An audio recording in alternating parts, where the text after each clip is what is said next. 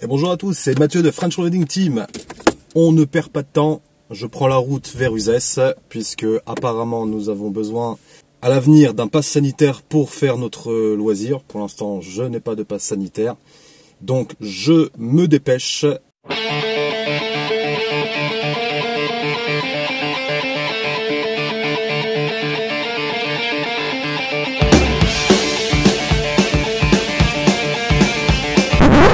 Oups, pardon.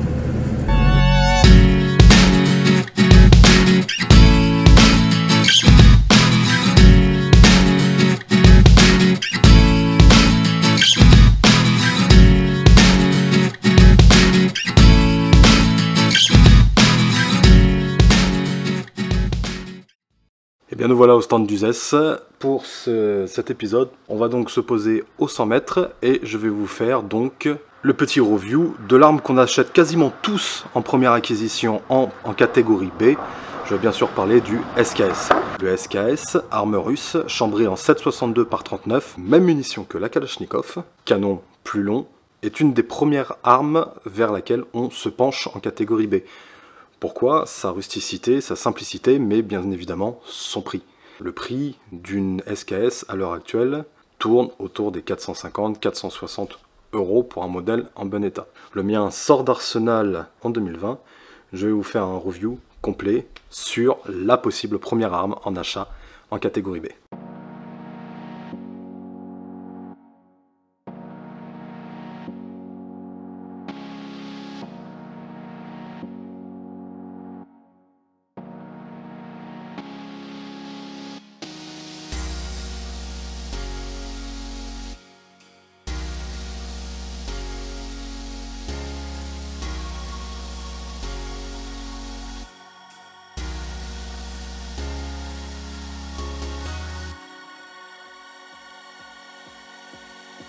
Donc allons-y, on y va. C'est un magasin qui contient 10 balles. Il existe des lames chargeurs un petit peu comme le Mosin, le Moser, ça, qui permettent de mettre les 10 et de les rentrer d'un coup.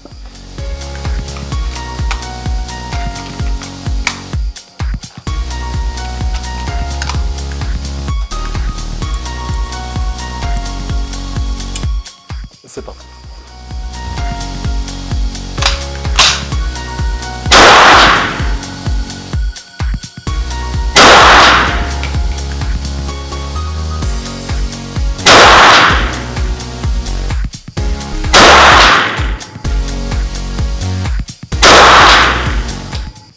La détente est beaucoup moins bonne que sur le Windham. Sans gratter, elle est assez bizarre. Je pense que ça demande un peu de rodage, mais c'est assez particulier comme sensation. Il y a la bossette et elle gratte, ouais, elle gratte un petit peu.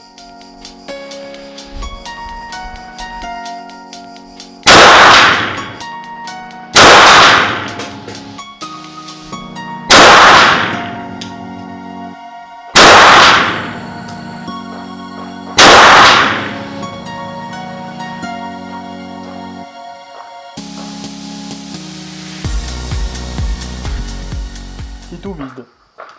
Alors, clairement, c'est pas une arme qui punit, c'est plus brut que le Windham,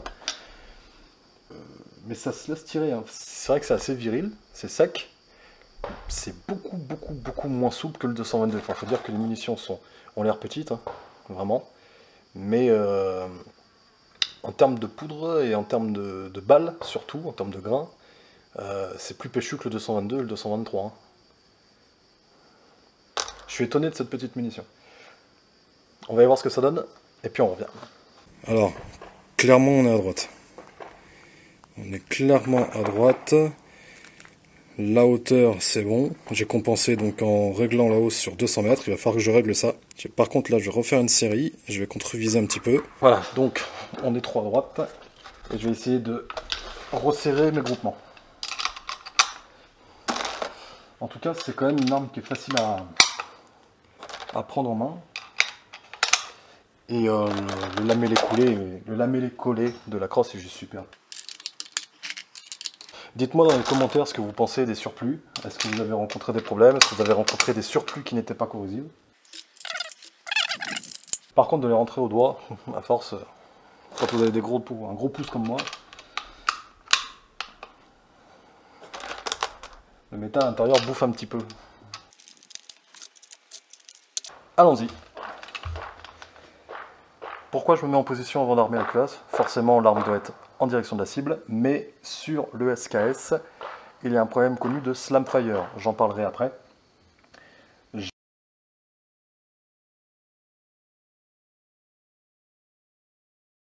J'ai fait le démontage à la suite du premier tir avec de la manufacturée. Je me suis retrouvé à faire une série de 3 sans le vouloir, à la suite, en semi-auto, en auto même. Le slam fire, je vous expliquerai ce que c'est et je vous montrerai le nettoyage à effectuer sur tous les SKS quand vous les achetez. Que si jamais vous ne faites pas le nettoyage, quand vous fermez la culasse, il se met à tirer tout seul. Allons-y. Donc on a dit qu'on tirait un peu à droite.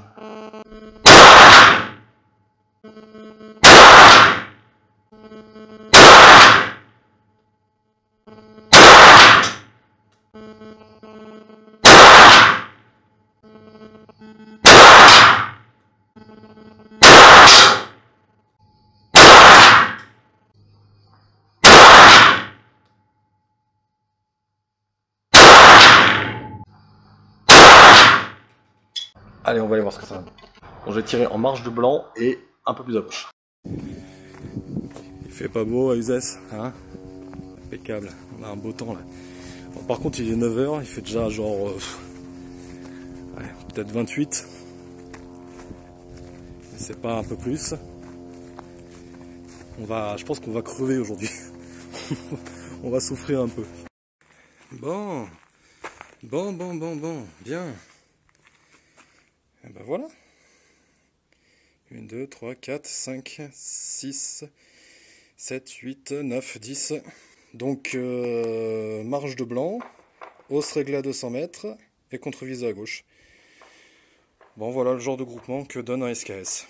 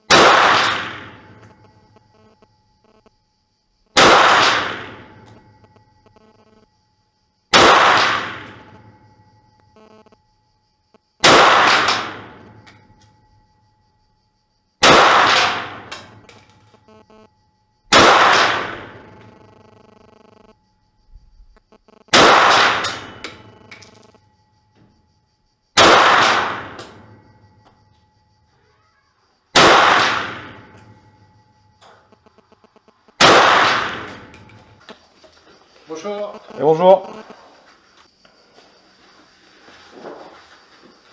Ouais, mais vous avez une caméra là-bas? J'ai pas de caméra là-bas, non. Ah, d'accord. Voilà, je viens de faire une série de 20, 30. On va voir ce que ça donne, voir si on a resserré un petit peu les groupements. Bon voilà, donc le SKS nécessite quand même un petit réglage, hein. Il tire vraiment à droite, il tire vraiment bas. On va régler tout ça la prochaine fois et puis ça sera parfait, au moins tout est en cible. C'est bien. Bon, par contre je préfère quand même le Windham et le 223. Hein. Bon et bien, c'est pas mal du tout pour une première arme, très facile à démonter. Je vais vous faire le démontage complet à la maison, le tuto. J'ai tiré, donc vous l'avez vu, de la surplus. La surplus est réputée corrosive. Je vais faire le test, je vais attendre quelques jours, voir ce que ça donne dans le canon, on verra bien. Comme ça me permettra de vous montrer le démontage complet, à quel point c'est facile, et à quel point c'est facile d'entretenir une SKS en toutes conditions. Au niveau du ressenti, c'est vrai qu'avec le Windham, c'était beaucoup plus souple, beaucoup plus facile. La prise de visée était beaucoup plus simple, et la douceur de la munition faisait que le tir était vraiment plaisant. On est sur une munition un peu plus rude, on est sur du rustique, La prise de visée est moins évidente sur le SKS, je trouve, d'autant plus que vous l'avez vu, il tire très bas, donc il a fallu que je compense avec la hausse. Il va falloir que je fasse un réglage complet. Néanmoins, ça reste quand même une arme facile à prendre en main, à vrai dire. Une arme plaisante. La précision n'est pas au rendez-vous par rapport au Windham. J'ai trouvé que le Windham était plus précis. À savoir que le Windham avait un canon neuf et celui-ci sort d'arsenal, donc je ne sais pas combien de coups il a tiré, mais il est censé être assez récent. Au niveau de la précision, ça fait le boulot, c'est du semi-auto. On peut enchaîner les coups. À mon avis, je me vois mal m'engager en tard avec le SKS, vraiment. Je préférerais plutôt le Windham si je devais courir en catégorie semi-auto. Néanmoins, c'est une très belle arme, le bois en lamellé collé est magnifique. Je recommande quand même pour un premier achat, ça permet de se familiariser avec une munition très connue qu'on trouve de partout. Une arme facile à prendre en main et surtout très facile à entretenir. C'est rustique, c'est russe, ça cassera pas, vous pouvez le mettre dans la boue, ça tirera quand même. Je pense que c'est une très bonne arme pour un premier achat en catégorie B. Bon ben voilà, alors ça va être la surprise. Est-ce qu'on va trouver un bloc de rouille ou non? Comme je vous disais, j'ai tiré de la surplus. Donc je vais vous montrer maintenant le démontage du SKS. Pour démonter le SKS, on va tout d'abord l'amener en arrière. On va appuyer sur la plaquette, revenir en arrière et lâcher le tout. Voilà. Là, il est armé. Vous avez ici une agrafe. Vous en avez une autre ici. C'est les deux seules agrafes à démonter pour démonter le SKS. Vous allez ici soulever, le mettre à midi et le tirer.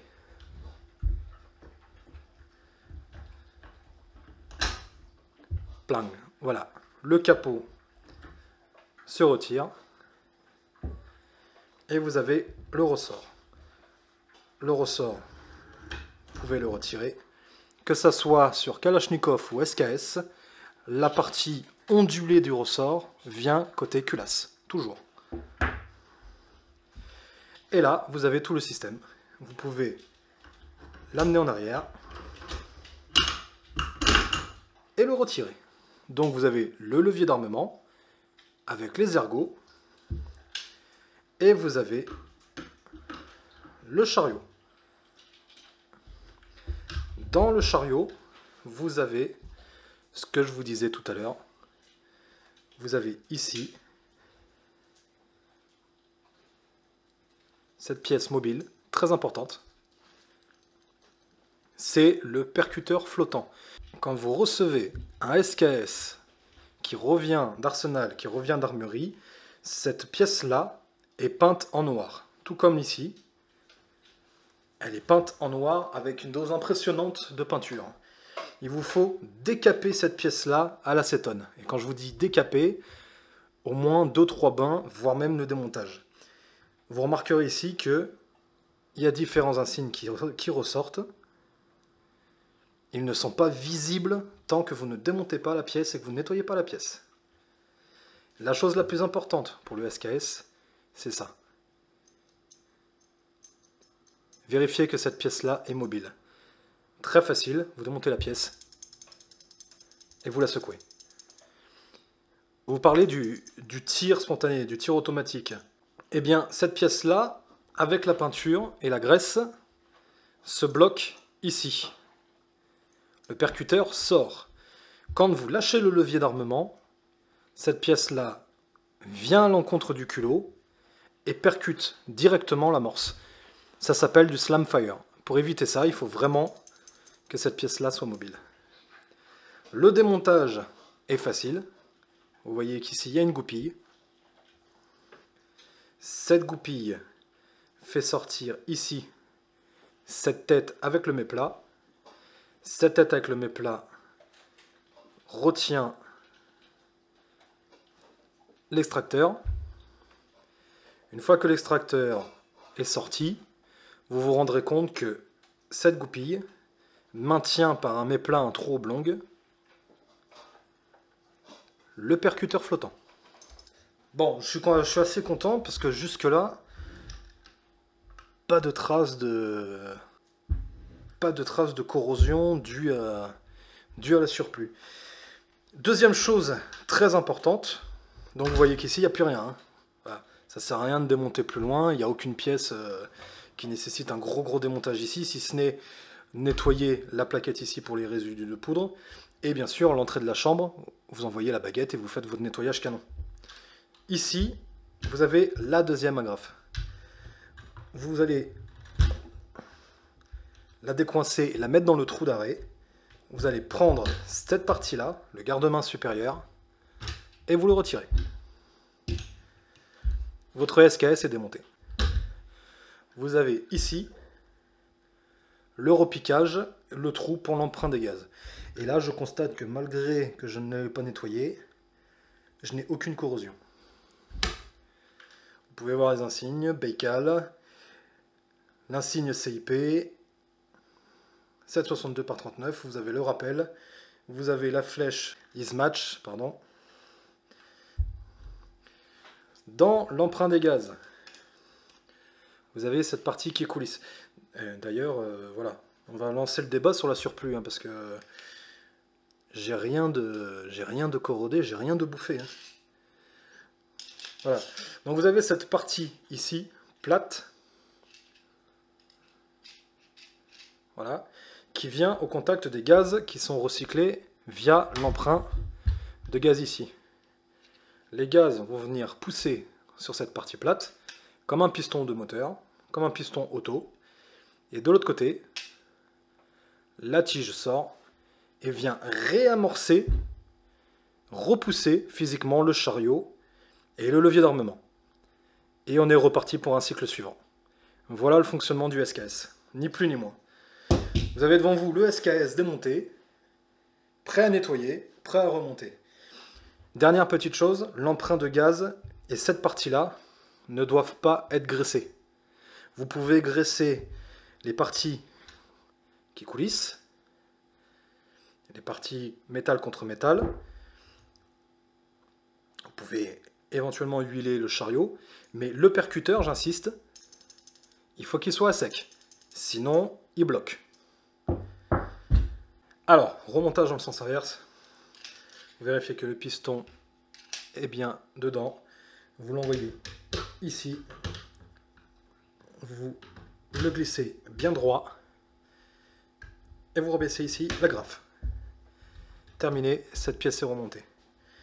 Le chariot, vous prenez votre levier, vous prenez le levier, votre ergot, comme ceci. Vous avez votre ensemble levier chariot à remonter dans le SKS.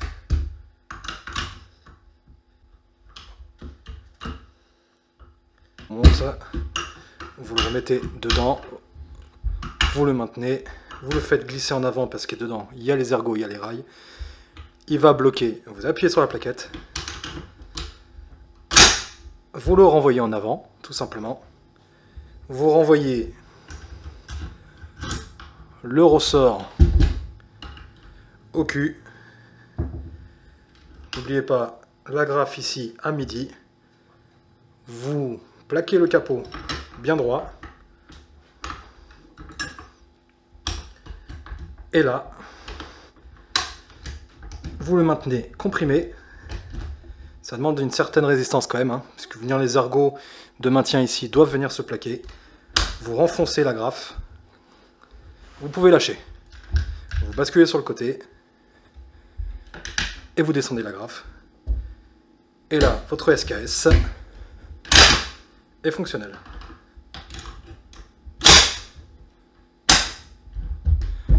Voilà. Vous pouvez ouvrir le magasin ici, vérifier.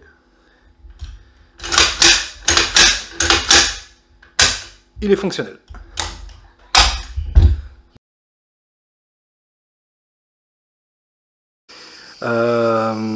Le SKS comme première arme catégorie B, je comprends pourquoi. Le groupement au final n'est pas si dégueulasse que ça, à 100 mètres sur les coudes. Je pense qu'il va falloir un peu de temps déjà pour que moi j'appréhende la bête et que le canon se fasse parce que il est censé ne pas avoir beaucoup de coups.